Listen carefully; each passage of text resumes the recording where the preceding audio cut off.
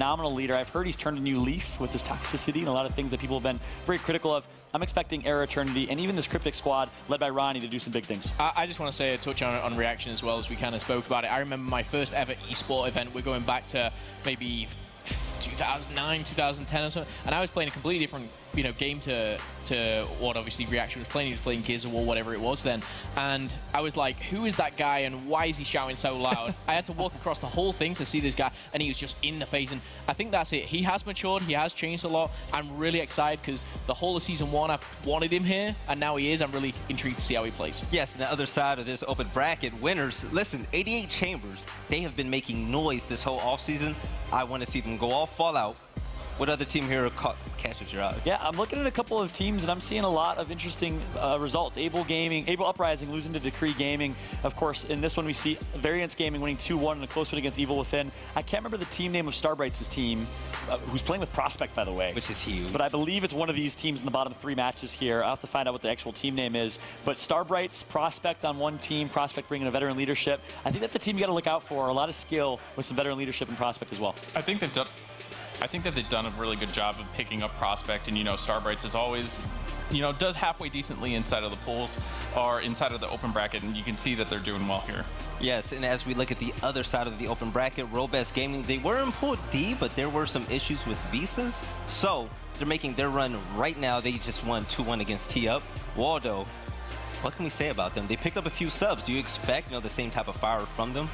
I think that you can't really sleep on the Latin America region either. I said it earlier, Iron sharpens iron. You're always playing against Ronin. Some of these players have played with members of Ronin before as well, because I know Rocher's over there. Yep. So it's definitely something that you can look out to, and World's Best doing well. And you can also see Excite is down there doing well in their pools. Well, that's dangerous. That section is completely dangerous in my opinion. Anywhere Excite is, and we talked about it yesterday over dinner, no team in MLG esports history has ever made it all the way through open bracket to win a championship. I'm not going to make this statement by any means. They can make it that Hold on. I'm not going to make any whoa. crazy statements by any means, but if any team in open bracket can do it, it's Excite, a team that placed top 4 out of nowhere at the NYC Regionals, a very hot team if they can catch fire and stay positive. Watch out for that Excite team. And of course, World Best Gaming, we were just talking about them. They lost a map to Wayne Merkson team that was T-Up. You saw that in the top of your screen. So I think World Best is struggling a little bit more. I don't think we see World Best make it out of open play with 3 subs. Yes, in the open bracket, we have FYC Esports. You have Retro Shot, a player that's trying to make his name known. Momo, how important is it to actually take advantage of this platform? I think this is the most important thing, because you've got your pool play teams, you've got all your kind of stars and the guys on the main stage already. But if you're sat there in the open bracket and you're trying to battle your way through, if you lose and you're kind of out, you don't get that starlight to shine. You've got to make it through this very tough, grueling kind of process to then get your shot. And I think this is kind of the point to prove for all these guys. So, best of luck to everyone. It's very, very dangerous down there in the open bracket, but it's going to be interesting to see who comes out. Yes, we actually just saw the open bracket losers. Listen, if you're in a losers bracket early, don't let that bother you. Fallout, my second event, you remember? Went to a losers bracket, I lost my first game, ended up 3rd place. Yep. That was history. You made history. MLG is just where you make a name for yourself. You don't let those losses pull you down. You actually have to just, fight it through, battle it out. And I think in Gears, unlike any other game, it's so momentum-based. It's so instant. Yes. We've seen so many losers bracket runs. Synergy won 2 events in Gears of War 3, 2 championships coming from losers bracket. My best placement as a player, 2nd place MLG Anaheim. I lost to MBN, to Infinity twice, because back then you could lose 3 matches before you're knocked out, not 2. Ran through losers bracket with Infinity and get Bronco back then to place 2nd place. Anything is possible in Gears with that losers bracket. I think some of these teams that are knocked down into losers early might make some noise in that open bracket. I think the other thing that we missed out on talking about that lower half, where Era Eternity and the Gozu crew, which is pretty much Sinwe fam out there, those guys could end up head-to-head playing for a pool play spot later on. So that's definitely something that we are going to keep an eye on. I get the chills at the thought. Strangulate versus Reaction will be the most hype match. I don't care main stage, hype match of Friday, guaranteed. And you can't sleep on these open bracket names. Strangulate won a few Gears of War titles. Yep. So it's going to be pretty big. The man quit his job working for the Coalition and developing the game to compete. He has passion. He did that for a reason.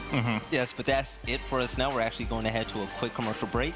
After that, we will see FABLE Esports against Fire Hot Allegiance.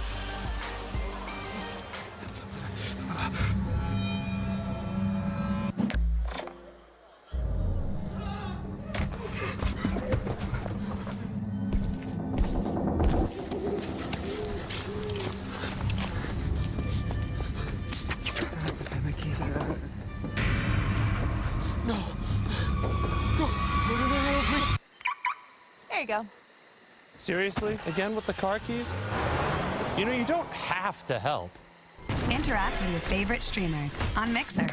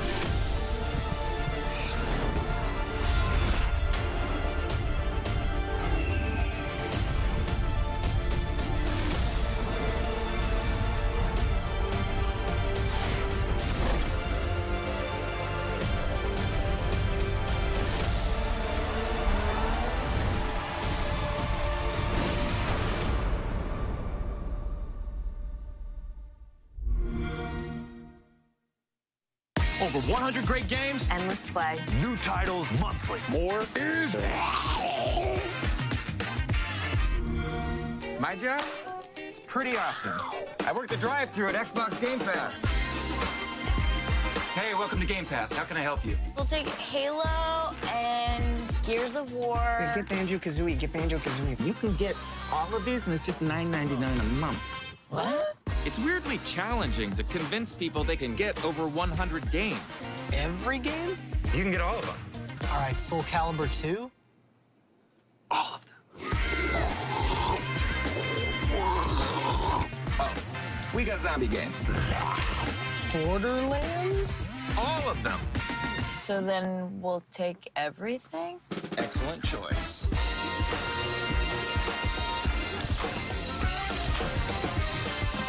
I love this guy. Comes in every Friday. Start your free 14-day trial now.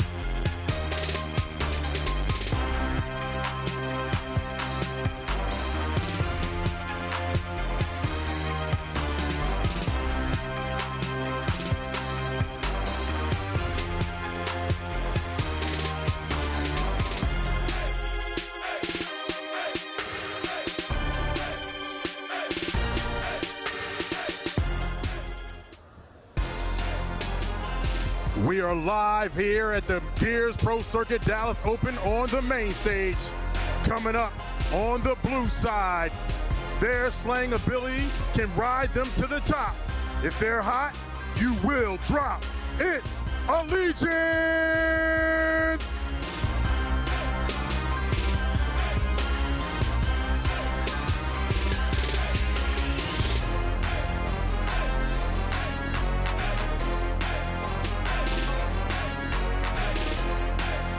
And on the other side, they are the top European team coming to dominate the North American squads and the world. It's FABLE!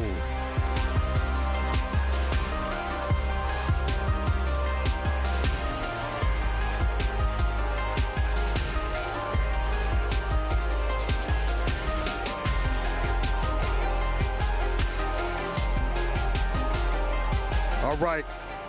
I'm here with Franco here from Allegiance now. You guys had a dominating first game there, took out Optic Gaming, making history here on the Gears Pro Circuit. How do you guys stay focused and realize that this is Friday night at 6 o'clock and not Sunday night at 6 o'clock? Just realize that, you know, we have to just keep the momentum that we just took from Optic. You know, they're a great team and, you know, championship caliber team. And, you know, they'll bounce back, but we have to take the momentum we just won from them and show our dominance throughout the whole tournament. Now we got the top European team over here across from you in FABLE. Tell me, what do you think about this squad? Where are their weaknesses? Are you guys going to destroy them or what? I mean, they're a good team in Europe, but like I said, I don't think they're a threat over here. I mean, they've played them about 4 times or 3 times, and they've gotten cooked. So I expect the same thing right now. So. All right, saying the main stage is a hot sizzling pan over here for you, Rage. Now tell me, what is that mindset when you come over here to play these North American teams? I think like we just got to play with confidence and play like we do against everyone else in the EU, and we'll be fine. Like we don't get a scrim against these ever really, but like, that could go to our advantage as well. Now you talk about they're working to your advantage. On this squad over here, they just took out Optic. Does that shake you guys up a little bit? What does that do to the mentality of the FABLE team? No, I don't do nothing. I think they just got lucky. I don't think they'll ever do it again. Oh, he said he think y'all got lucky. We got a hot stage here, fellas. Allegiance, FABLE, lock it up.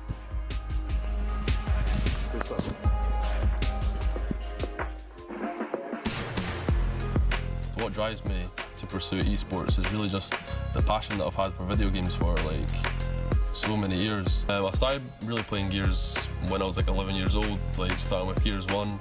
My family is actually really supportive, surprisingly, because for years I've always been like, oh, why are you playing Xbox so much? Why are you doing this? And then now they actually see that like I'm actually like getting a living out of it.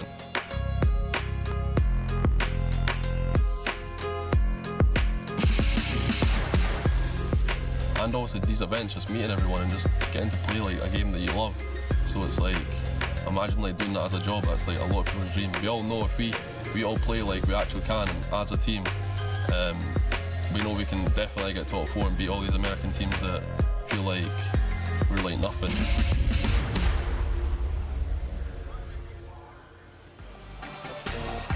Welcome back. We are going to see Allegiance go against FABLE.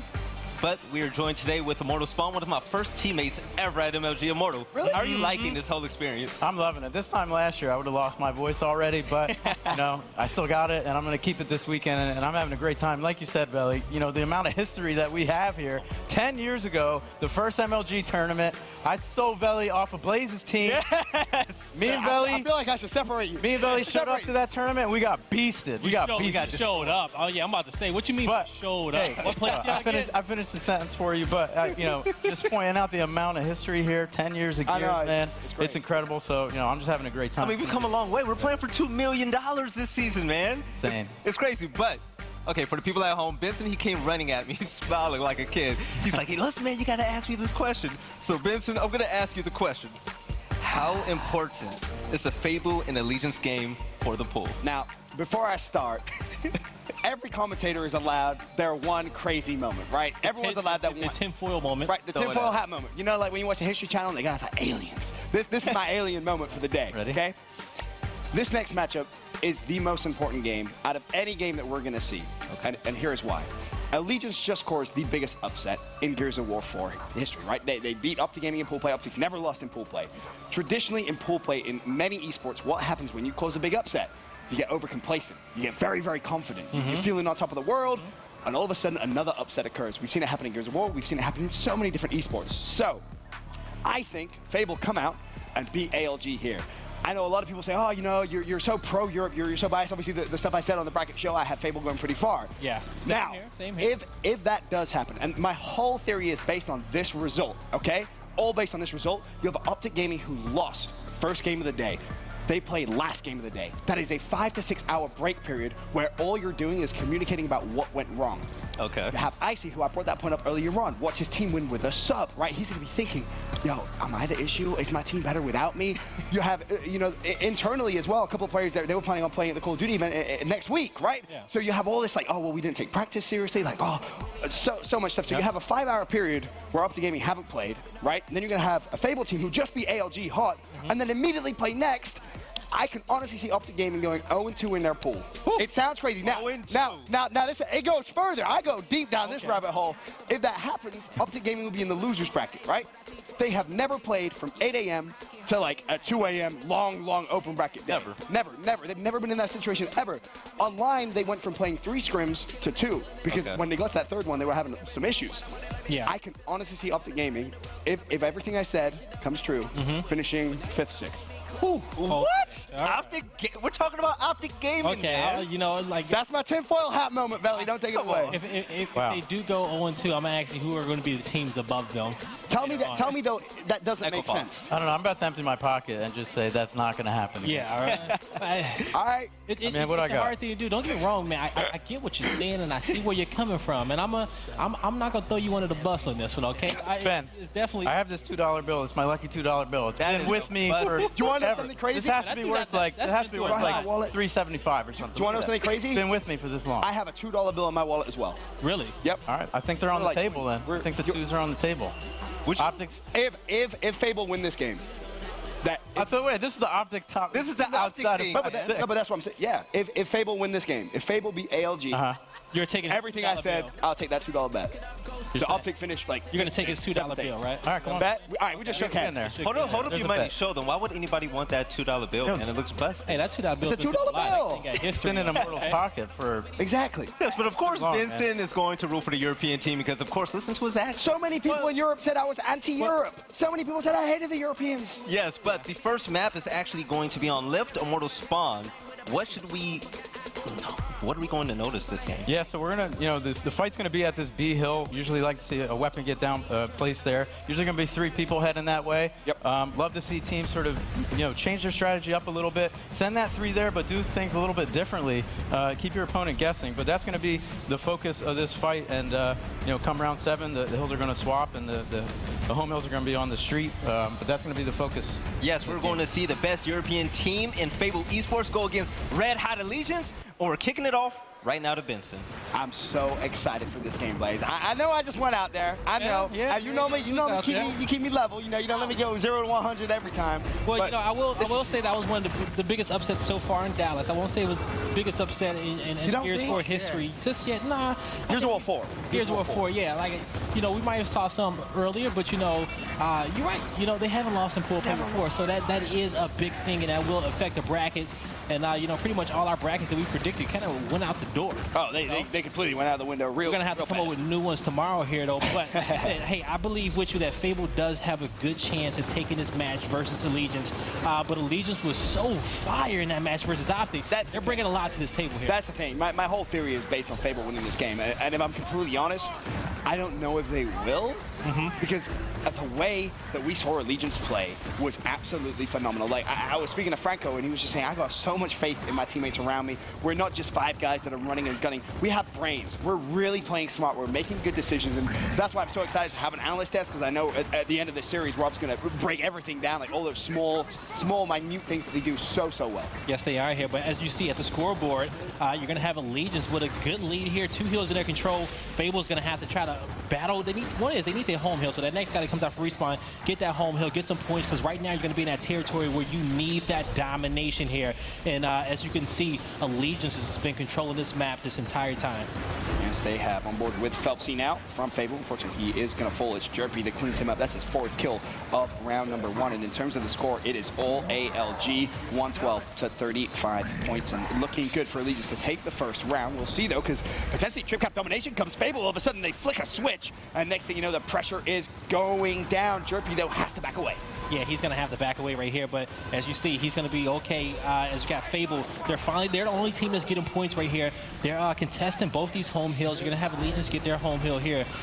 Allegiance is going to be at that point where, hey, you know, they could just play the 2 cap if they want to, but I don't believe in that. I think you still want to bring that aggression because Fable are on their heels right now. They're just struggling to get out of their spawn and try to keep control over this home hill. They can't really branch off towards that B hill, and they have to win this team fight. But you see Jerpy picking up a double kill, going big right there. The silent Slayer right there for Allegiance. Yeah, Jerpy, nicely done. Sam and Rage will both pick up kills, though. So for now, Fable stay alive. But you look at the damage that Allegiance has done, 159 to 87. A trip cap could come through here in favor of Allegiance as well. Shock doing Shock-like things. That's his 6th kill. Makes his way over toward the A. Once again, the trip cap domination coming through. It should be broken, but now the question, can Shock continuously slay? He finds one. He's going to have a couple more players from Fable pushing towards him, but he backs out wisely. Just look at the damage that's been done here, guy. Yeah, it's been, you know, you got a 100-point lead right here. You're struggling to get control of your home hill. This round's going to be, it's a wash right here. It's definitely going to be Allegiance round number 1. Now the real question is to say, hey, you know what? What does Fable want to put down right here? You know, typically the European teams have been known to be a lot more passive when it comes down to their weapon placements. You know, they don't keep anything on the map more powerful than a sniper rifle. You usually have your sniper, your ensigns, and your nades. But on a map here, like Lift, you have a lot more weapon slots. So we're going to see some big. We're probably going to see some boom shots on it, maybe a drop shot, a torque bow, or something. But they're going to have to really be smart about these weapon selections and when they want to use their blocks and when they want to put down these nades here as well. But they're going to choose to put these ensigns. I like it. I will say I'm so impressed early on with Allegiance, right? They come out, they beat up the gaming and pool play, and now they come into this game, and that first round, that's an indication of how the rest of this series is going to go. That is wonderful stuff from them. They're playing exactly that same intensity we saw earlier on in the day. They are not kind of taking their foot off the gas pedal, if you will. Now, I like the ensigns right here because they had such a hard time trying to get control over that home hill. And so with those ensigns in the hands of Phelps up there, he's going to be able to keep the pressure off his home hill, also give him something to possibly retake. But that's a double-edged sword as well because if we see Allegiance get control on that side of the map of their home hill like they did before, then they can end up controlling 2 ensigns right there. Right. Then Fable will find themselves in a more difficult spot. Much better round early on here for Fable. They kick B and C hill control, 2-1 in their advantage. Looking at Phelpsy with, him just backs away. Of course, Shock is across the map. Lancer's out, tries to put down some damage, but you know, early on this round, really not too much craziness going on. Fable, they are in control of this. Yeah, they definitely are in control of this B hill, and they're going to have to keep it. But the main thing they need to be thinking about is like, okay, one is, let's defend this home hill right here. You see those ensigns going to be tossed out. You're going to have 4 members of Allegiance trying to push in here, get control. This is going to be a big kill if he can get it, but shot goes down there to Hydrone, but he's going to get Lancer down here as well. The pressure's coming in. Allegiance want the home hill setup right here. They're trying to control their home hill and their opponents, and also they'll be controlling 2 ensigns as well. So actually, they don't even have to worry too much about B hill, but what Fable's doing, they said, hey, let's rotate towards this B hill. Yep. Let's make this B hill our home hill so we can at least, you know, have an escape route. We can have a base of operations to kind of come up with this strategy and figure out how we want to break their setup. Yeah, that's a smart rotation right there coming in from Fable. They just secure that B hill, make sure that they're not going to get trip capped.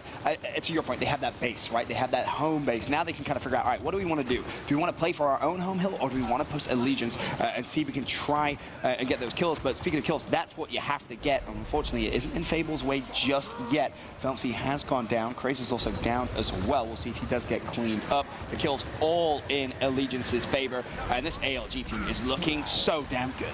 Yes, they are here. They're pushing through here. Going to pick up one. Hydrone's not able to get the double kill, but here comes help from Phelpsy, but Phelpsy's going to get taken out there by Jerpy. Domination coming through. Nobody's going to be in a position to break that Allegiance. 2-0 here to start this map. And you heard Franco as well in the interview say, hey, I've played against these guys so many times, and they just can't beat me.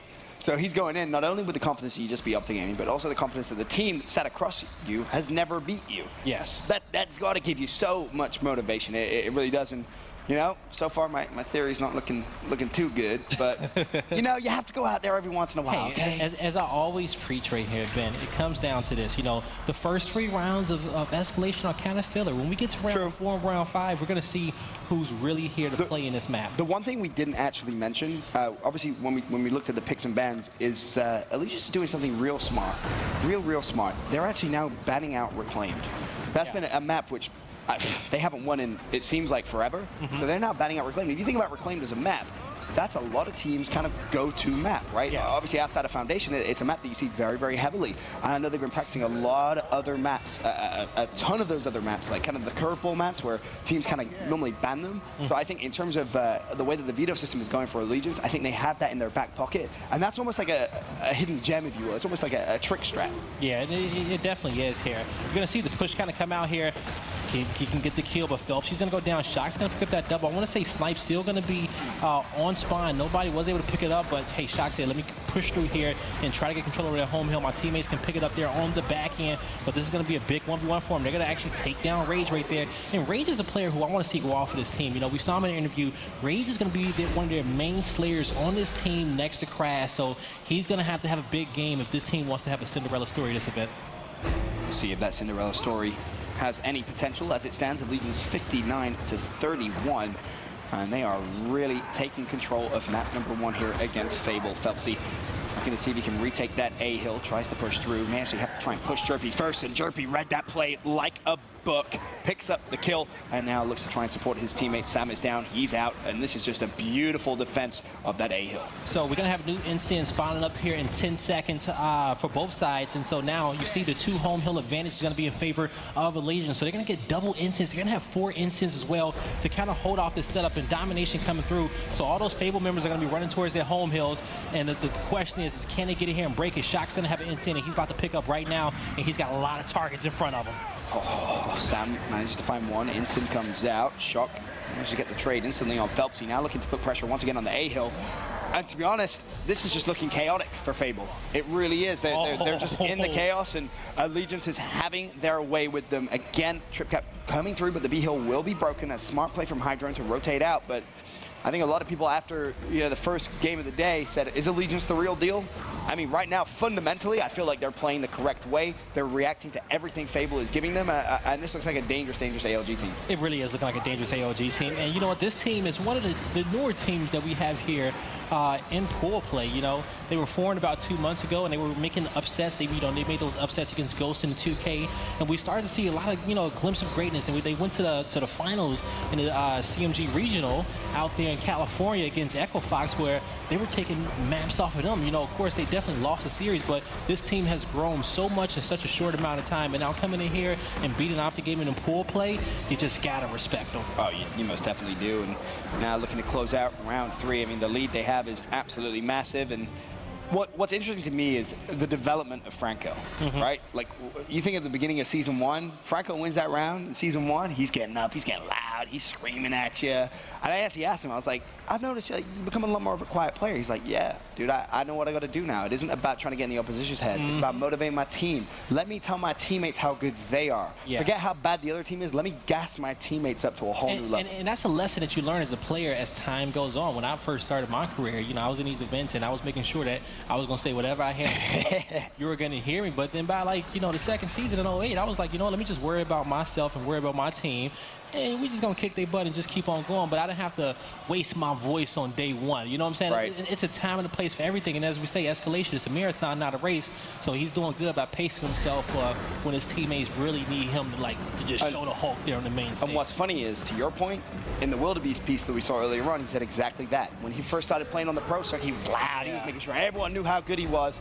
Now, he's much more cool, calm, and collected. He'll tell his teammates how good they are as opposed to trying to get in the opposition's head. Let your opponents know how bad they are. Exactly. It's great to see that kind of development from Franco. Finally, though, we get a little bit of something coming in from Fable. Also, the one thing is I hate, too, and I'm very superstitious about this being, but I hate talking shit.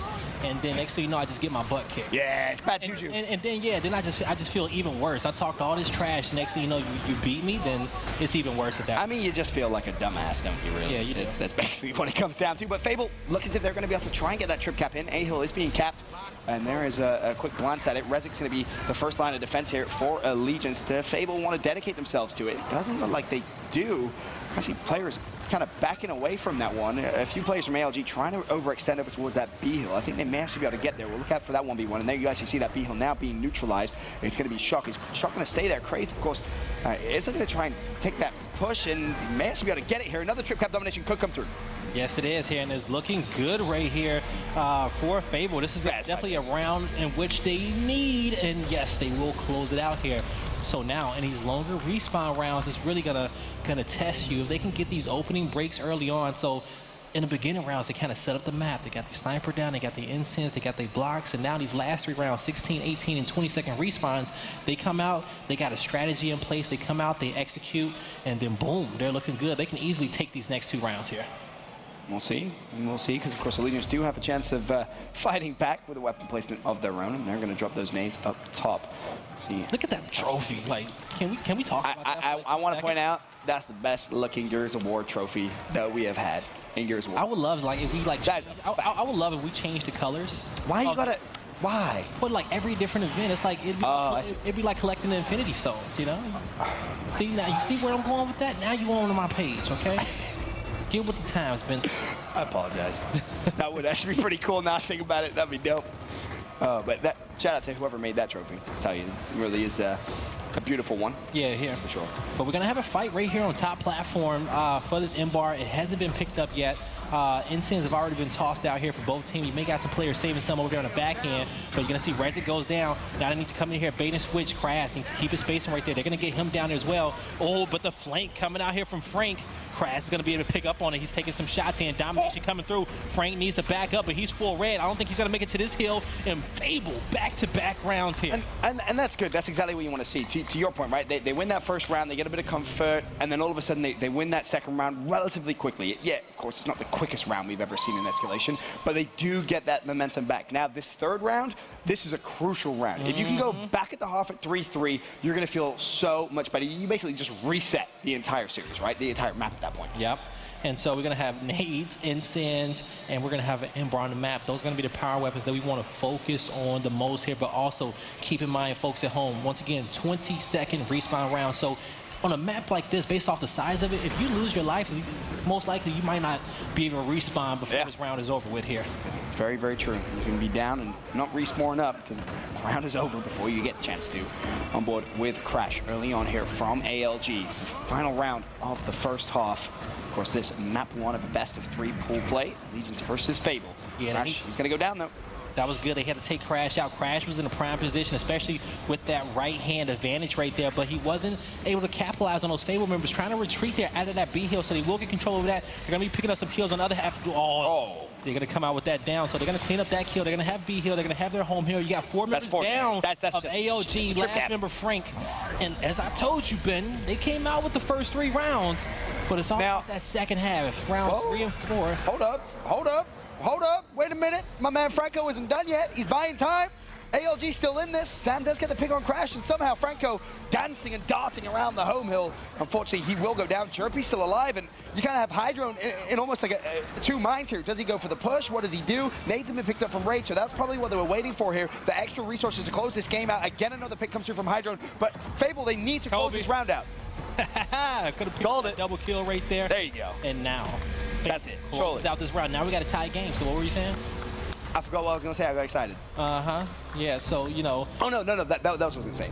It was interesting, right? The first 3 rounds, ALG take. Then Fable, of course, they take those later rounds. And, again, I'm curious to see what the likes of our analysts say, all of them, about that. Because for me, it felt like when the respawns got longer, Fable was able to just kind of play a little further back. It wasn't as rushed. It wasn't as hectic, right? And that's kind of how ALG played. They played very fast. They're going to get in those gunfights as quickly as they possibly can. Fable just kind of sat back in those higher respawns, and if they did get that first pick, they immediately collapsed on ALG, and really didn't give them many options. So from what I see right there, these early rounds are going to be very, very important to Fable to take some of these, because we see that they're stronger in the later half of these of the halves right here when those respawn timers are higher. So if they can snag away maybe one, two of these early rounds, this map is definitely going to be in their favor. And folks, these respawn timers are dropping back down to 10 seconds because we are in the second half here. It is round number 7, and all those weapons we talked about are removed off the map. And more importantly as well, that's going to give them a little bit of confidence, right? You're down 3-0, you're looking around, you're like, God damn, what's going wrong? Now all of a sudden, again, you're tied 3-3. Basically, the map is completely reset.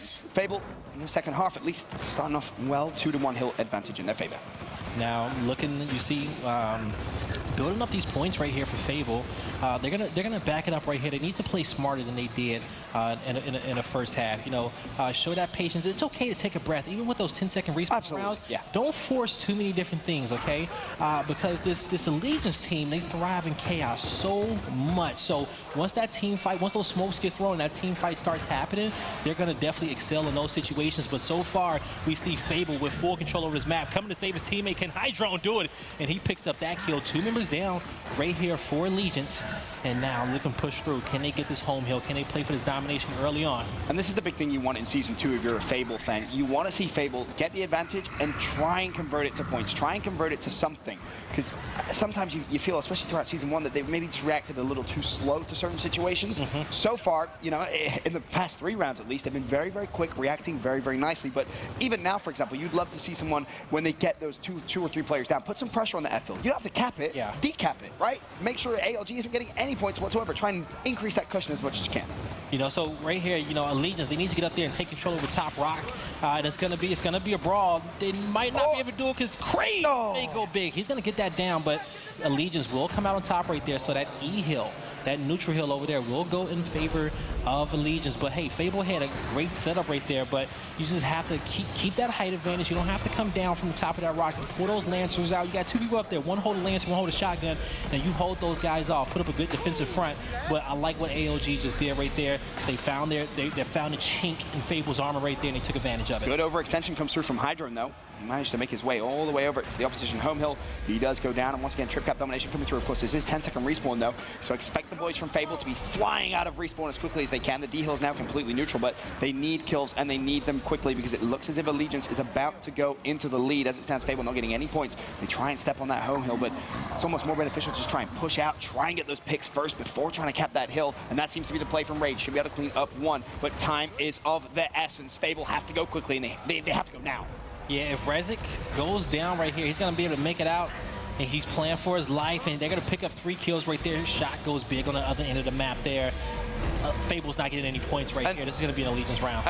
And to my point earlier on in that round, right, when I was saying how I feel like in the smaller respawn rounds, ALG thrive because of the chaos. The longer respawns, it feels like FABLE is better because they're more kind of structured, they're passive. For the longest amount of time, for probably about 60% of that round that we just saw, FABLE had the setup, right? Yeah. They were playing passive, they were waiting for ALG to come to them. The second ALG broke, it just went to chaos, and FABLE were under pressure the entire remainder of that round. They have to find a way out of that chaos. I like them putting the incense back right here. So them losing the first round of each half has not been a bad thing for them because they're getting these incense on the map. And with these incense, we see that they feel comfortable with them. They're able to make these plays. And so I believe they're going to use these incense. They're going to get control of the top rock. They're going to lock down this whole E hill here as well. Let's see how they're going to translate these into a victory this round. On board with Shock from Allegiance. Of course, he was a substitute for Optic Gaming for quite a while. Obviously, learned a lot, but he's been a fantastic player throughout Season 1, but really making a big, big splash in the waves, if you will. So far, of course, shuts down Optic Gaming in full play earlier on, looking to go 2-0 on the day. His timing was wrong right there. He tried to time it because you see those gates right there, 45 seconds to the map, that's when that opens, but his timing was off a second, and he kind of rolled into a steel gate right there. He couldn't go anywhere. And but I think I don't know if he died with incense out. I think he left 1 on the ground, if so. But the kills coming out of here from FABLE. If they can come up clutch this round, this would be a big one for them. If they do have incense, now will be the time to use them. But with it being 12-second respawn rounds, right there, once they realize that, hey, you know, kind of the brick wall right here is not working out, just back up there, okay? Right. Back up, don't force it, because those players will be off respawn. If you're trying to play for domination that early, you cannot hesitate. As of right now, FABLE do just that. They reset, Curious to see what ALG's plan of attack is going to be as it stands. Fable with E and F under their control. Jerpy just trying to find some angles, just trying to put down as much damage as he possibly can. Shock, of course, in support. Hydra may have actually just pushed a little too far there, but does have teammates in support, so expect the revive to come up very, very quickly. Jerpy, again, still just trying to put down some damage. They're trying to do the same push that ALG did to them the round before here. And they're going to be picking up 3 kills. Ensign's just respawned here for both sides as well. They should be up in 3 seconds on the ground to your left there. And now they're going to try to pick these guys up. They're going to let Frank pick them up, and he's going to go down picking those up. But, hey, he says, you know what, let me pocket them so they don't have 4 Ensigns. They can just hold 2. Smart play. Very, very smart play coming through. Of course, Rage will have Ensigns now for Fable. Still a 2-to-1 hill advantage. And again, they get the kill advantage, but they just don't really have the map control or presence to really put down a big threat. As it stands, they need a wave of kills, but more importantly, in these lower respawns, they need a wave of kills in quick succession. Now the D-Hill has been neutralized, and that's what I like to see. As it stands, ALG not getting any points, Fable building themselves a big, big lead. Now it just comes down to kills. Just make sure you win your 1v1s, your 2v2s, trade effectively, and you will win this round. I want to see Phelpsy play this position a little bit smarter here. You know, pull out that lance. You got everybody running past. There you go. Your teammates are going to be in a good spot. Sam, you know, I had a chance to talk to Phelpsy, and Phelpsy said, hey, man, you know what? I call Sam the brick wall right here. You know, he plays our home hills. You know, he does such a good job, especially in rotations, and it's so hard to take him down right there. You want to see him go big. You also want to see, like I said, I want to see a big game out of Rage as well. Franco, not, he gets in the F hill. I was going to say, not like this, but no, that was an absolutely beautiful round from Fable. Yep, and that was the round that they need. That early round is going to be very, very important to them. We're going to see what does ALG want to do right here when it comes down to the weapon play. If I'm ALG, I say we thrive in chaos. Boom shot? Boom shot. Yeah. Let's get some chaos. Yeah, I agree with you. Put it over there on maintenance or over there on the deck. You want to put something to, you know, try to focus that fight over here. And the sniper's going to be cool. It's cool. You know, it's cool. You know, the right hand's very, very deadly right there. But it's been a team fight over there. It's been a 3v3 team fight over there and a 2v2 team fight on the other side of the map, fighting for that neutral hill. But it's definitely a lot of talented snipers here on both teams. You know, I definitely want to see it in the hands of Craze or Phelpsy over there. On the ALG side, you know, I want to see it in the hands of Jerpy. You know, so we're going to see what these guys can do here. That's going to be Crash. He's going to push it up right there. You got Rezik, and you got Craze pushing up right here. You got Rezik and Crash there on the other end trying to defend that sniper. They're going to be patient here. They say, hey, we don't have to push it just yet. There's still a 1-to-1 advantage. They're trying to fill out what's going on the other side of the map as well, but they're going to have to push this soon. They're just waiting for the right opportunity. And it's moments like this, you almost feel like it does favor Fable, right? Because yes, our respawns are still low, but the gameplay just kind of slowed down so much. Unfortunately, Rage gets caught out there. Craze will go down as well. Rezik cleans up both, so that sniper rifle will be under Rezik control, and now you expect them to utilize that as well too. They're going to get those. They're going to start to toss those out as well, trying to control this top portion. They do try to throw an Ensign on the hill, but Crash found that sweet spot right there where he was able to cap that hill. Shock picking up a double as well. Looking to push in here. The smoke stun is perfect for them to roll in. Now they need to get in and get out. Try to get some angles here. All these ALG members are out in the open, but it looks like Fable are not going to be able to get in and take this out. I don't know, man. They're doing a good job of just resetting the hill time and time again. Now they have numbers as well, and if you're Allegiance, you got to respect that, and they rightfully back away. That was just really, really good revive chain coming through there from Fable, making sure that they stay in this round. Now, of course, the problem is you look at the points, right? You're in a deep, deep hole. Fable need to slay out here. They cannot just sit and try and go for that cap. At this point, the only way you're winning this round is by a trip cap, so you may as well just play for kills for the next kind of 10, 15 seconds. See if you can slay out and then put pressure for hills. Yeah, see if you can kind of find that opening right there. But their efforts over here on this E hill are, you know, they're going to be backed up here. But now, looking to push forward, they're going to have to push this home hill. And that's the thing about the second half of this map. These home hills are in the open, okay? Right. So to get in there and to break them and cap them is going to be very, very difficult. Definitely one of the easier maps where you are able to, you can kind of turtle on that hill and hold one if you want, based on it being in the open like that. But we're going to see if they can get over there in time. But like you say, hey, they're going to need domination here. Rezik with sniper rifle. Makes his way back over towards the home hill. Of course, you can see Fable setting up, getting ready to go for this push. And they have time.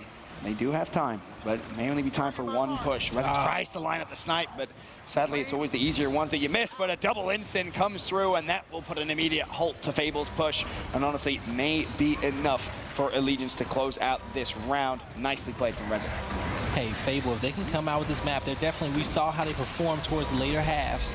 Now we're going to be in those later halves. We're about to approach that 16-second respawn, 16, 18, 20, and 22 if we get there. So Fable just keep playing their game. This is going to be a dogfight for them, but we're going to see what do they want to do here on this weapon placement. So far, we got Ensigns on the map. We're going to have a Sniper on the map here as well. Let's see what this third placement is going to be. It can also be a block as well. No. Yeah. No. Yeah. Fable don't need to do that. Why not, right? Just nah, yeah, there you go. That would have blown my mind because Fable's entire strategy for that first half, in the second half of the first half, if that makes sense, was that slow, methodical play for a pick. You don't want chaos. That's what ALG want. That's what we expect to see from ALG, not Fable. Yeah, but if you do put a boom shot there in that top rock, it's 45 seconds so you can get to it. So you know you're going to group those guys up on that area of the map, and also you have Ensigns as well. But in those 45 seconds, you're going to have to figure out when take your advantage, find that chink. But I feel like that's what ALG will do, right? They'll just fly at you. They'll say, but you yeah, go but 45 Fable, seconds, I'm just going to fly. Exactly, but if Fable knows that they're going to fly. I see your point. You know? I see your point. I feel like that's just get those early picks. Also, that boom shot's not going to be able to easily pick up, especially if you could, all right, like if you time that Ensign right. Right. You know, that's going to be a free kill there as well. You know, use a little bait, a little bit switch action. Some logic right there for that. I like that. I like that a lot. On board, though, now with Hydrone. Hydrone covering that E-Hill. Of course, it is still neutral. He is going to have nades, and he doesn't need to cap this just yet. They need to pick up some kills and then push across the map and start to cap that home hill of ALG. This E-Hill should be the last one that they need capped here. And they only have 2 members in front of him. He needs to be patient with those nades as well. You're your team's lifeline right there, you know? Worst case scenario, they start trying to push cap that E-Hill, and they try to push you top rock right there. You got 2 nades to toss and pick up some kills and halt that assault right there for your teammates to respawn. Franco just trying to get as much information as possible, figure out where is he actually going to be needed. And it looks like Fable have recognized, hey, we got a 3v2 real quick. Let's see if we can force it. Franco immediately comes back into the fight, though. Does make it a 3v3, and Sam realizes that, respects it, backs off towards his home hill. Franco just being a nuisance, and that E-Hill has not been touched. Just DNF currently controlled. Now can Sam try and find that pick? They need to trade out because Craze has gone down. Franco will fall. Nicely forced by Sam. Can he now, stuck between a rock and a hard place, find more? Phelps shuts down Rezik. And for Fable, this is a fantastic, he's still alive here in the fight. He had one to his left and one to his right. One guy ran past him and just kept on going, but he's found himself in a 1v1 here. But now he's able to get his reinforcements back. So Crash got left alone there in that matchup. But now they will get control over that side of the map, but now they can put themselves in a good position to go and get that home hill. Here's what's crazy. Fable win in terms of the skirmish that we just saw, yet it's Allegiance that capped the E-Hill, now have a 2-to-1 hill advantage, and Fable just too slow to spring into life at the D-Hill. What I want to see right here, we got nades coming up here in 30 seconds, okay? So Allegiance should not leave that position until they come out with nades. They got plenty of time. They got a lead. They got the 2-hill advantage. The Ensign should be up right about now, so we're going to need to see Fable grab those Ensigns and try to clear those guys out up there unless they're trying to give them pre-prayer nades. Looking at Hydra now from Fable. As it stands, Allegiance, of course, 5-4 up. It's a big round here for Fable if they can try and steal this one as well. But of course, all tie and level at 5-5. Franco, though, does find that pick, and Fable now are running out of time. 172 to 141. Rage responds with a pick on Franco. Make that a 4v4 momentarily. Shock, of course, up top at the E-Hill. It's going to be tough to deal with. Yeah, you're not going to be able to break that E-Hill, especially with Shock up there with 2 nades in his hand. He knows he's just looking for somebody to come by. He's probably going to toss a pre-nade right there just to get into the 200s uncontested right there. E is looking good. Even though they don't got their home hills, they're good. Crash can't get in there. You see that nade? He can't push through that. That's going to block this round on the board here for Allegiance. Yeah, very, very well played right there from ALG. They now put themselves at map point 6-4. But that is now, of course, our first 3 rounds well truly in our belt for that second half. Now this is exactly where we expect to see Fable come out maybe a little more comfortable. Yeah, now, so we need to see what this weapon placement is going to be for these guys. We're going to get, so if they were to win this 7-6, 18, 20, and 22-second respawns, but they need to give a little bait right here. Give a little bait right here for Allegiance. You know, force them in here. I'm fine with this play on deck. You got nades in the vicinity. You got Ensigns. You got Torque Bow here. Hey, you get in there. You get a few picks. You can definitely come out here with a domination. And that's what they need. They can't go to distance on this round right here. They definitely need to win, but I think if it goes to distance, they will not win it. They need to end this round off as soon as possible. ELG have been impressive thus far, but can they close out the first map here against Fable? Wait and see. On board now, once again with J-Rage. Of course, that sniper is still up here. It's 2v2 momentarily. That's going to be a good smoke. It's going to stun both of them. Going to give them that 2 seconds that they need to get in there and then get out there with that scope. Peace. Rage immediately backs away, but he has to recognize that he could actually get pushed from his right-hand side. Oh, right there. Kraz picked up on it. And that was almost went bad because Rage didn't, look both ways before he crossed the street right there. And his teammate almost died because of that. Could have been costly. Home hill will be capped. Craze is obviously pushed over towards Allegiance's home hill. Rage still with that sniper rifle out, trying to find the angle. Down, 4 down. He's the last one alive here. Well, that just went from fantastic to absolutely abysmal. When everyone dies on this side of the map and you're left up, now you have to make a play. Could have done with hitting that one. Of course, last man alive, he will fall. Everyone dead. Hydra immediately off spawn. I don't think he's even going to be able to get there in time. Nades going out, of course. And again, for Fable, that everything was set correctly. They had the map under control. They steal the snipe. They get a pick, right? 5v4. Everyone loses their gunfight over the east side, and immediately they get collapsed on. Just a beautiful final round there from ALG 7-4, map number 1. Yeah, they were looking good there.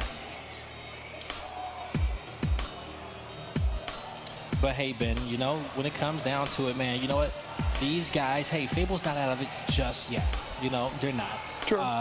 We're still going to go into their next map pick, which is Foundation, which is one of their better maps. Can I say something? Fable, they just showed me that they were the real deal. I used to doubt them, but I mean, they're standing neck to neck against Allegiance, a team that just beat Optic Gaming. Ben, you're over the sea, buddies.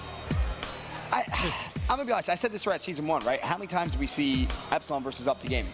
A lot, right? Even on maps like Foundation, and they always went toe-to-toe. Right. Yes, of course, they didn't win them, but they had those games where you're like, oh, I can see the talent these guys have. And I said for the longest amount of time, the #1 thing this squad needs is a coach. Yes, you said that. I turn around, and guess what I don't see? You said that all throughout season 1, and I just want to smash my head against this desk. Yeah, it triggers me. But it's a lot more difficult to get one. You know what I'm saying? It's a lot more difficult to get one. If they can get a North American coach, I think it definitely benefit them. But it's a lot more difficult to get one with them being over. Whose man's is this? Yeah.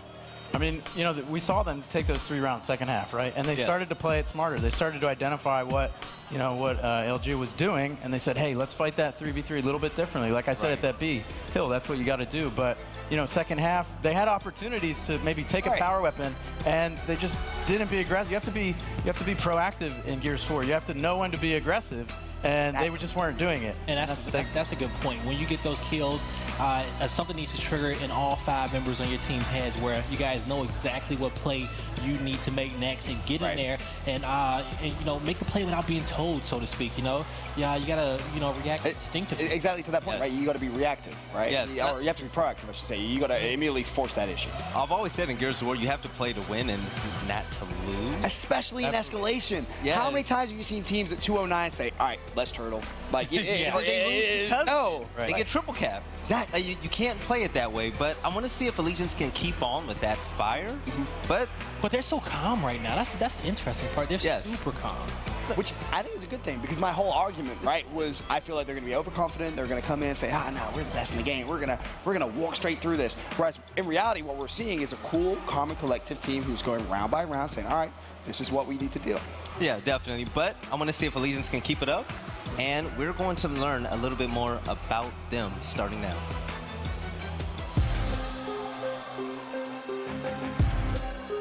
I'll describe myself as an all-around player who just tries to be the best teammate possible. My strengths are definitely my shotgun, and I feel like that's what sets me apart from most. I'll describe my team as kind of a flashy team. We're shotgun heavy, and we're like always on the move.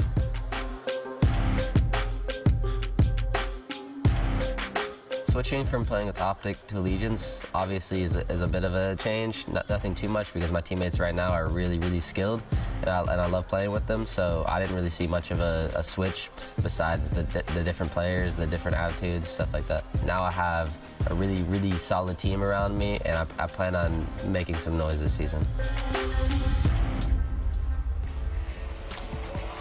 Welcome back. In case you have not noticed yet, we have a Bravo stream where we have Fire Knights going against Supremacy. Fire Knights is now down 0-1 in maps, and it's 2-5 in round count. That ain't too good. Wait, let me say this first. Fire Knights was down 1-6 on Foundation. They came back a little bit, but then ultimately lost still. Yeah. Benson, what does this say about Fire and Ice, man? I mean, I saw a demo earlier on when he was going for lunch with his squad. He said, yo, this is my event. I'm winning this event. This is like London times 2 for me. At least it's only Friday, right? Yeah. That's a good thing, right? It is only Friday, but losers bracket runs, I mean, you guys know, as former players, it's not easy, It right? wears on you, catch fire, but it definitely wears on you at some point. You don't want that to be the what you got to do to come out here. Hey, supremacy is the real deal. Okay, like you can't knock on them.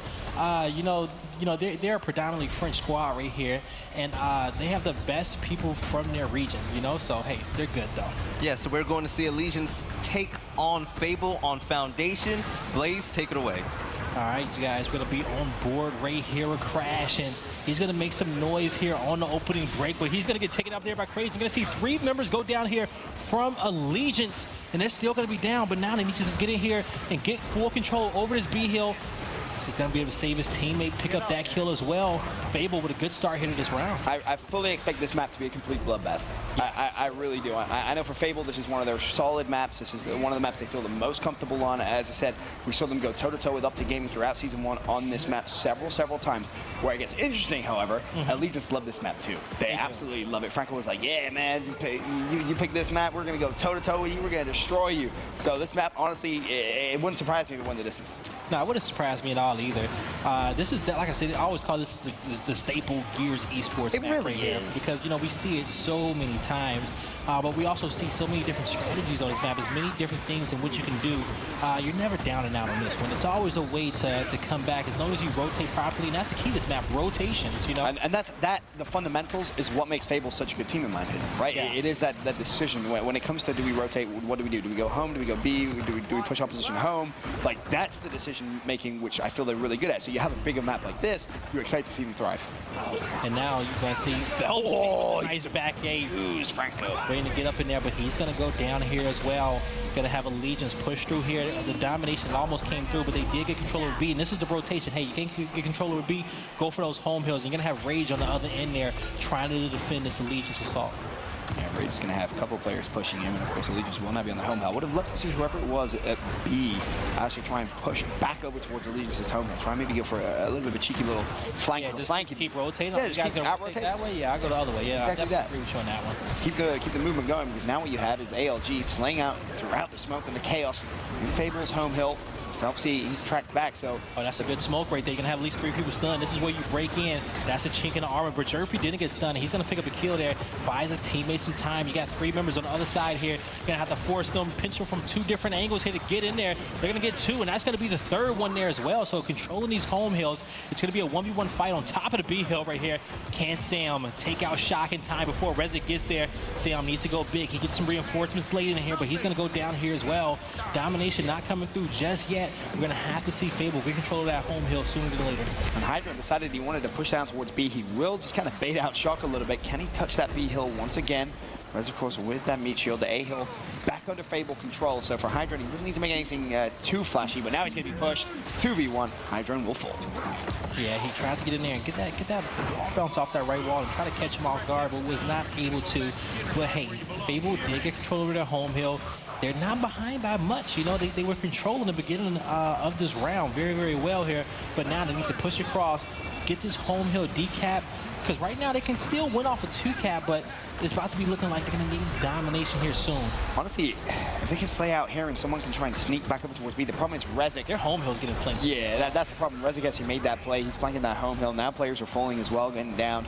C hill will be capped up, but for Fable, they have to break that mid-neutral hill, and someone needs to go big on their home hill as well. They don't have long. One player's going to rotate back out towards B. This is going to be the push coming in from J-Rage. It's basically a 1v1, but he isn't going to touch the hill in time.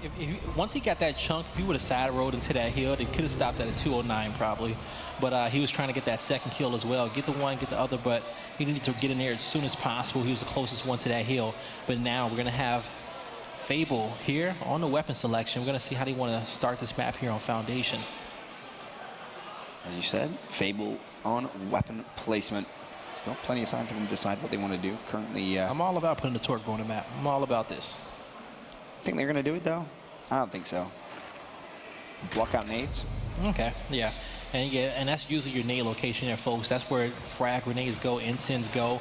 And that right there, because if you lose that fight in open, trying to get into that B hill, you got a pair of nades on the other end to help retake that. Also, you know, there's going to be a lot of people grouping up in that area as well. So they're going to block that out and, you know, take that worry off their minds in case something does go there. They like to straight up fight there with those stock weapons. I want to give some love as well to Crash. I believe he's had 7 kills in that first round. So having a solid start thus far. Shock finds his 4th of the game. And Phelps either goes down, Crash shuts down Crazed as well. All going well for ALG to start off round 2. As you say, 4 dead. J-Rage, last man up. And now, yeah, he's going to be last one. They're going to take him out. Everybody else is going to make sure they cap that one first. Everybody else is going to be pushing off of those home hills, trying to get that domination here in place. C's being capped up. Allegiance also needs their home hill as well. Get him backed up here by Fable. Fable will regain control over their home hill. I don't think anybody else from Allegiance wants to contest this just yet. Allegiance needs to make sure that they got control over B and mid-map. That's going to be the most important thing for them right now.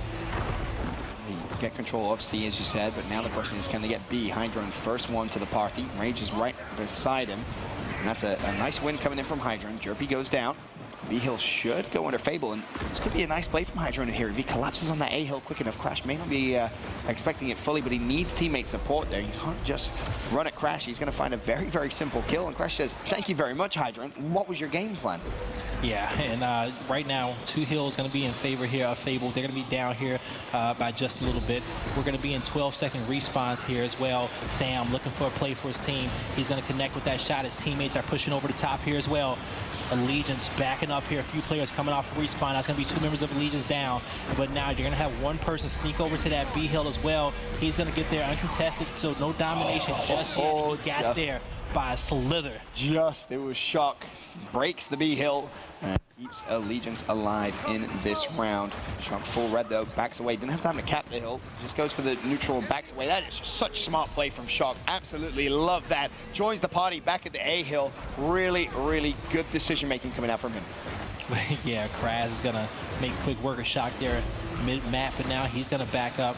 He's trying to make sure mid-map is secured and closed and open, but right over the top tables right there. That alleyway, that straight lane from home hill to home hill, you know, was completely open, and Rezik makes his way over there, but he got to connect with some of these shots. He's hurt, but they're getting flanked as well from Stasher, Ben. They are. They're gonna have to act on this quickly, or they're gonna, you know, the strat is not gonna work out for him here. Oh, Rezik gets caught with his pants down. There it was. It was Hydron, and Hydron actually got a double for his efforts. Both Crash and Rezik. Unfortunately, he goes down, but the trades come through. Yo, that's 3 for Frank right there, I want to say. And they're gonna back him up there, and now, but they still wasn't able to get to that home hill. And so you see in the points right there, Fable still has the lead. It's been a brawl here on top of their home hill this entire time. And I saw somebody with twerk ball. I think it was on the ground. I think they're gonna die with that one right there, but they're gonna get in here, almost try to come through with that domination. But now this is where Fable says, hey, you know what, we need to cap our home hill, push the home street, and get to theirs right there, because we can't get to B in time. Yep, no point trying to push that B hill just yet, but they need to apply that pressure quickly here. They don't want to give Allegiance too much time to rotate back. You know, you have the numerical advantage. Take the numerical advantage. That was almost a 3v2. Now it's a 3v3. They go for the push. Jerpy's there with double, looking for a triple. Now Phelpsy has to go 1v3 and simply just doesn't have the resources to do it unless the revive can come through from Hydron. Hydron leaves him down. Rezik will fall as well. Hydron tries to do it all and sadly will not be able to do so. Yeah, not able to get it right there. But hey, that was a brawl there on Allegiance's home hill. But this is a key 1v1, and Rage is going to come in a little bit late, but Crass, he's going to get there for Rage's help as well. So they're going to try to get a smoke. He's going to need a revive. He's going to call it out, but Crass almost didn't get there in time.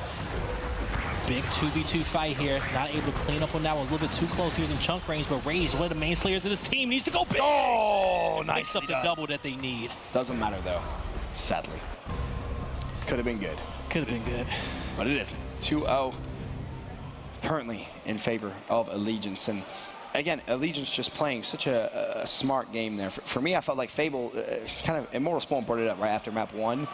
So many times Fable had opportunities where they could have made an impact, right? They could have forced an issue. And they just don't want to seem to do it. They're always just like, it's almost like they're playing with input lag, right? They're like 3 seconds behind almost, like their decision making, that is. It's a strange thing to watch. It really is. My thing is this also, like, you have so many talented power weapon players on your team for Fable, right? We've seen them time and time again, you know, play the weapon placement super safe, right? And it really hasn't been a big difference in their results here as well. You got Kraz, one of the best M-bars out there, okay?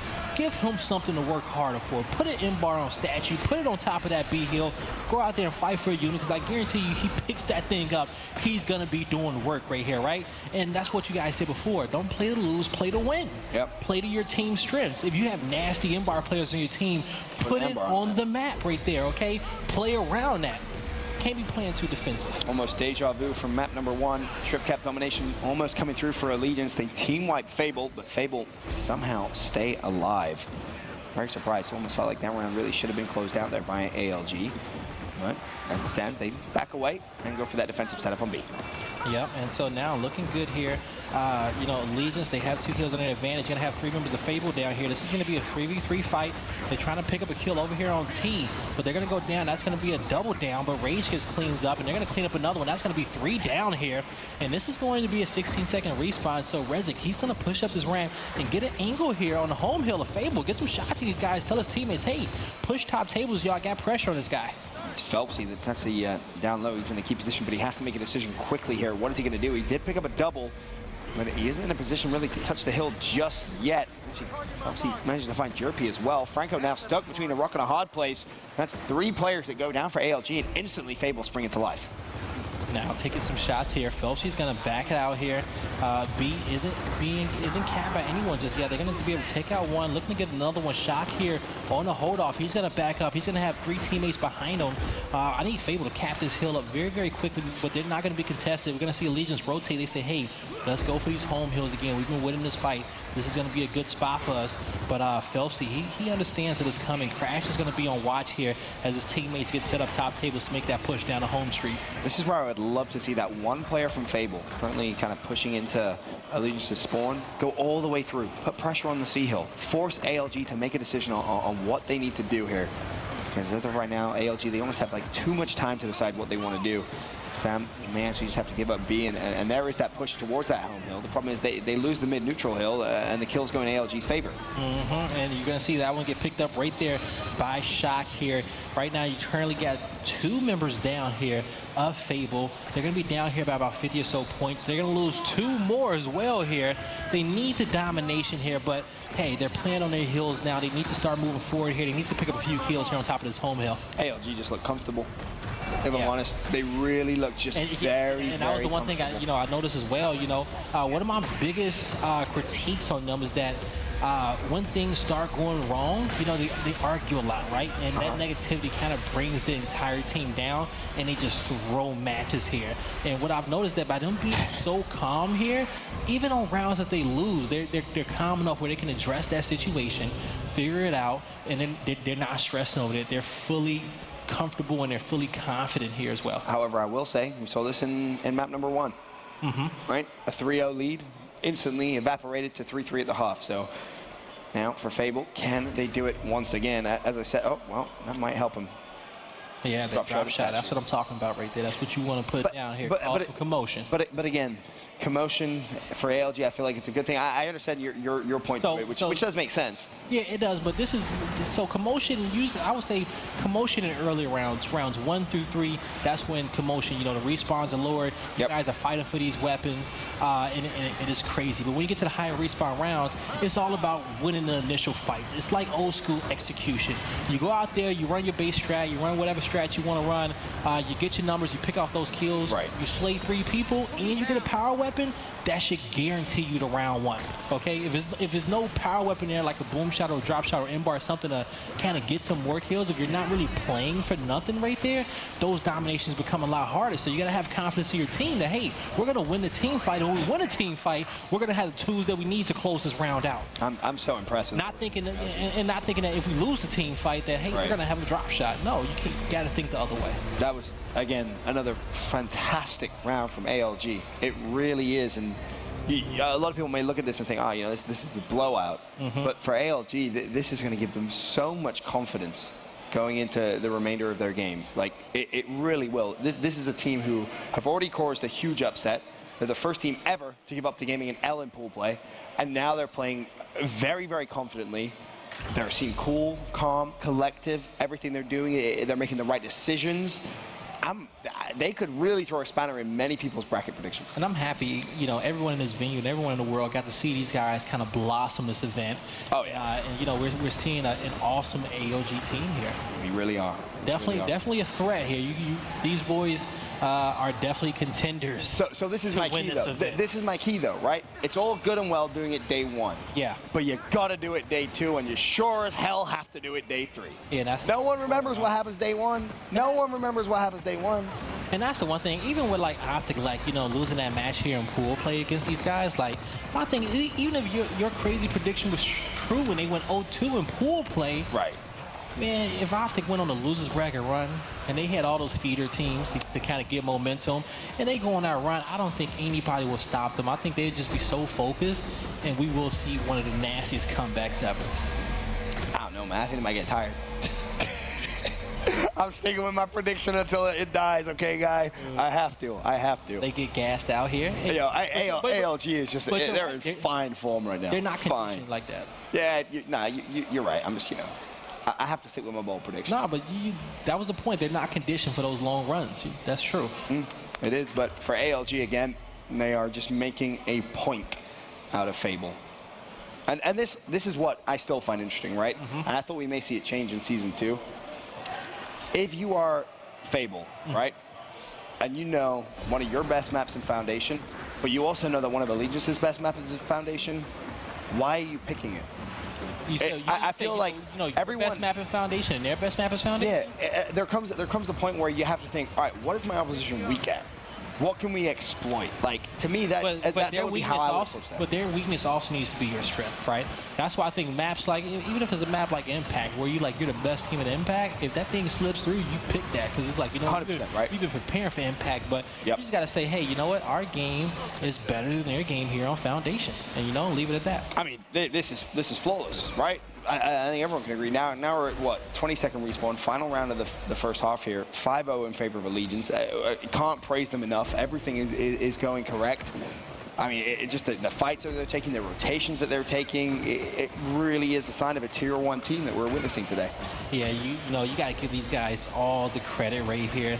They're definitely in sync right here. Currently, you got them controlling 2 hills. We're going to be on a 20-second respawn, so Phelps, he needs to be patient going in here. He can't get down. And so they know that they got him peppered up. Here comes the rest of the reinforcements. They need to get some good smokes. ALG playing on the defensive, which is smart. They don't need to be on top of that hill, but drop shot coming out. Going to bank off the wall, land exactly where it needs to, but not able to get the kill there. But he's going to have 2 more left in the chamber. That's going to be a big one, but he killed his teammate and missed everybody else. Out of the 3 people to aim at, he killed his teammate. And that's just unfortunate, you know. And you know, you don't know that if your teammate's gonna move in that direction, but it's just funny. Still, you at least hope that you at least got one of them as well in that. B Hill still neutral. Fable though, they will be losing. But they won the fight though, somehow, some way. They managed to back AOG out of that situation. It was mainly because of the drop shot. Even if he's missing shots with those drop shots, just the fact that he has it, yeah, you got to respect it every single time. Most definitely do. And now home hills both going to be controlled by ALG. Fable do have the mid-neutral. And we'll see exactly how this is going to play out. The C hill now is also being neutralized as well. But no, ALG, they're going to say that they want to defend this. Hydron goes for the push. It's crazy. Franco picks up the kill as well. Yeah, and they're just sitting pretty in this hill. They're feeling comfortable. They know that, hey, you know what? Let's send one person back to B. Okay, everybody, let's get these guys off the respawn. Kraz looking to try to, he needs to clean up his kill off the ground. He's going to push it with his shotty out. He's going to get it. Has one more in front of him, but he's trapped between 2 different people. He's going to get crossed out here as well. Still 2 hills in favor of Allegiance. They're racking up these points, Benson. Now they're going to have somebody kind of push down to B. B's being decapped. Fable needs to get their home hill right now. I feel like this is one of those moments where you can appreciate how Allegiance has improved so much in terms of all of their individual players. When you put them together here, they're just not making reckless decisions. They're not making silly mistakes, right? They recognize, hey, we got a 2-to-1 hill advantage. Neutralize C. Let's see if we can slay out. If they slay out, they'll go for the trip cap. If they don't, they can just back away and play on that 2 cap. It's just, again, very, very good play coming out of ALG. I cannot praise them enough. As if the scoreboard doesn't do it for you, right? 5-0. Nah, yeah, that's very, very true there. And now I'm looking to try to push over here and get this home hill, taking some shots. They're good right here. This is a good good play to kind of, you know, they want to keep control of this home hill. It's going to be a 1v1 on the B hill for control over that, which I think Sam just won here as well. So his team is not going to get dominated here just yet. He's going to back out, try to regroup with them. He's the last man alive here. But can I go back in time and change my predictions on the bracket show? Is that nope. Can we work on that? Can I make a time machine or something? We're going to have to just do new predictions tomorrow.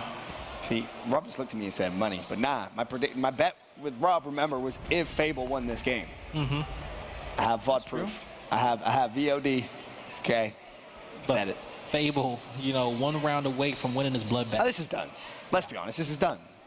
Like, this is over. Like, the remainder of this game, even if Fable wins 2 or 3 rounds, you have to give ALG so much respect. They are playing like a tier 1 team right now. It's impressive stuff to see. And again, my question is, it's all good and well seeing you do it on Friday.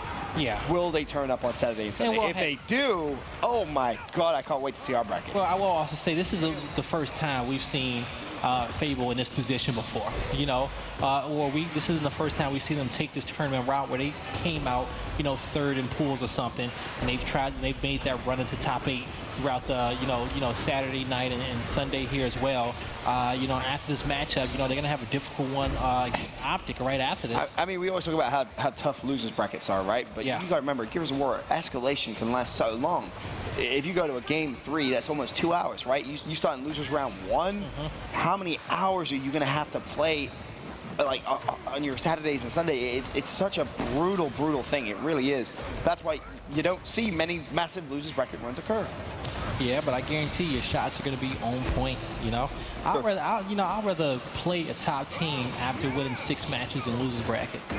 You know. Because I would have, you know, came. No, I 100% agree with you. But there comes a point when you do play that top team, how mentally drained are you? Nah, or how confident are you? No, how tired are you? You've been playing all day, you haven't eaten. That's what Red Bull is for. Bro, I think this may be one thing that we just naturally disagree. Have you ever made a losers bracket run before? I have, actually. How many games did you play? I played 6 games. 6 games? I was tired. Oh, okay, no, see, back in, you know, Orlando 2008, lost first round, split screen, okay? I remember you told me this before. I had to win 10 games. The picture I got on my desktop at work, that was from that. Oh, really? Yeah, I had to win 10 games to get out of that bracket. Did you win the event? No, but I lost. Doesn't matter then. I lost to the team that won an event, so. All right, so you practically won the event, right? All right. Practically. Any team that beat me in champ bracket back then had won an event for 4 events in a row. So the first team I lost to always won an event. I was good luck to people like that. Look at you. But that always a nice guy. But that is something tiring, but I guarantee you start playing on a different level when you start making those losers bracket runs here. Oh, I know what you're saying. I think it affects different people differently, though. Yeah. I think that's fair to say. Back to this one, though. Of course, Fable do have the lead in points, 144 to 136, but at 6-0 down, we'll see if they're going to be able to hold out. Obviously, comebacks 1 round at a time. It would be epic and, to be frank, kind of unbelievable if they were able to do it, but we'll see. Rising, of course, now on that home hill, looking to try and pick up the kill on Sam. Sam goes down. A big double, but Craze is there to clean up. As it stands, though, Allegiance do have the leads in point. Yeah, Craze needs to get in there quick, though, before he gets flanked, I believe. I can't remember if this is his home hill or not, but yeah, he needs to get in there soon. Just trying to get out of there, waiting for his team. And yeah, he was waiting for reinforcements, so that was his home hill there.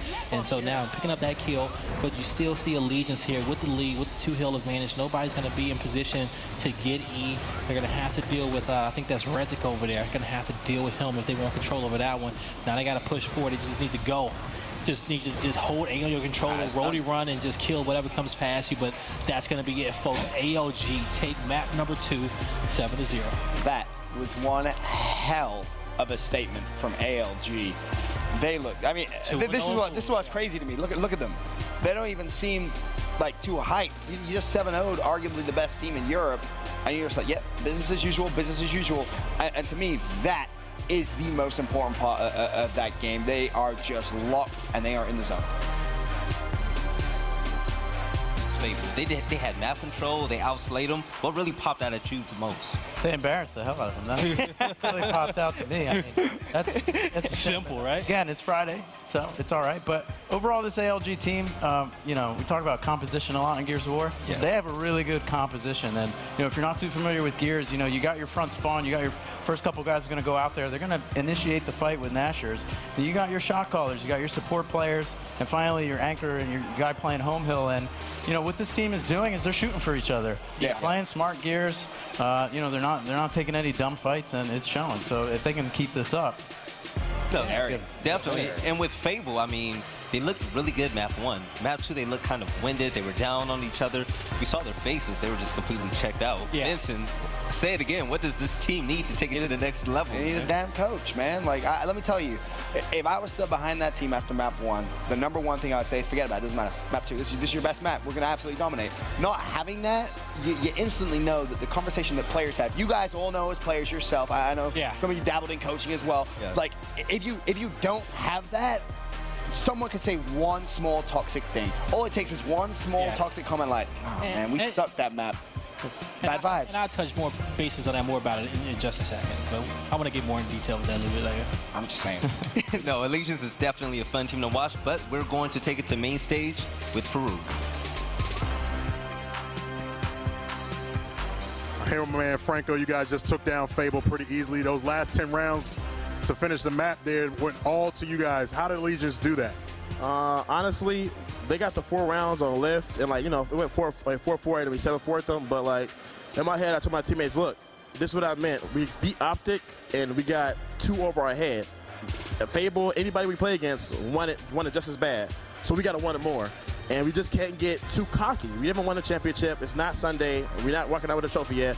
And we have to show that we want it more than everybody. And we have to play everybody and respect them, but at the same time show no respect and work as a team and wolf pack around the map. So that's how we won the next 2 rounds straight. Now, yeah, speaking of that, I mean, you talking about how you aren't finished yet. This is not Sunday. You haven't done anything yet. And you guys are playing with that type of calm. You even heard our casters talk about the calm you guys are playing with. Where's that coming from? You guys haven't played together for like years. So where's that calm coming from? Honestly, with Shock and Crash, I've played with Shock and Crash like 2 events. I played with Crash for like 8. And like, you know, last season, our old team was just really hype and everything. And we'd get over our heads and the game's not over yet. So like this season, we took a step back with this team, and when after it's all done, said and done, and we see the 7 on our side, then we can get excited and congratulate each other. But other than that, man, we gotta take it round by round because anything can happen. So we have to stay humble and keep pushing these rounds round by round. Final question: who's going to stop Allegiance here in Dallas? Nobody. Absolutely nobody. I'm so confident with these 4 individual players. Nobody's stopping us. Nobody's stopping them, fellas. Allegiance and Franco, they 2-0 in pool play. See what you got. Thank you, Farouk. Vincent, okay, we all know that you're a guy that's really good with predictions. Okay, Allegiance. I made a bold one. Okay. I made a bold one. Allegiance, they made a statement against Optic Gaming. Yep. Yeah. They made a really good statement against Fable and Map 2. How far are they going to go? I'm going to be honest. It's all good to hop on the hype train and be like, oh, this team is going to go really far. We saw, I mean, you even made the point, right? They're playing fundamentally correct. Their composition is perfect. But I'm not going to say anything until we see them play that first game in Champ Bracket, right? Okay. If they come out, it doesn't matter who it's against. It makes no difference to me who they play. But if they play the same exact way they just did, and they did earlier on in today, I feel like that's when we can really judge this team. Because it's all good and well to be like, yeah, this team, they're going to go really far. But you have to see them do it in games which really, really count that little bit more. Oh, definitely. Blaze? You know, when it comes down to it, I see they're coming out #1 now. That's it. You know?